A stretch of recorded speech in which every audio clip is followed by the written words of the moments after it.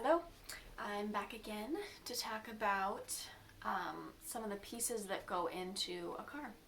So today we're going to be learning a little bit about wheels and axles. And so to kind of show you what I've built here, I'm going to take it apart. So each one of these 4 wheels is attached by this little tan piece, and this tan piece is what's called an axle, and it's what the wheel will turn on. So now axles will look different. Sometimes it is one long stick that sticks in between the 2 wheels, so they're turning on the same axle. But in this case, all 4 have their own separate one.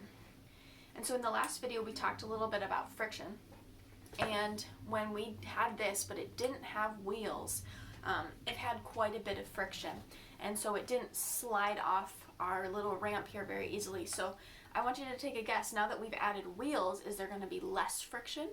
Is it going to slide easier? Let's see. So yeah, it slid right off because there's less friction. There's less force keeping it from sliding down. And then another important thing to note, because it's on 4 different axles, each wheel spins differently. So each wheel can spin at a different speed. Now because in this situation all 4 wheels are hitting the surface at the exact same time, they're going to spin at the same time, but they are on separate axles. All right. Let's see what happens when we make some changes for it next time.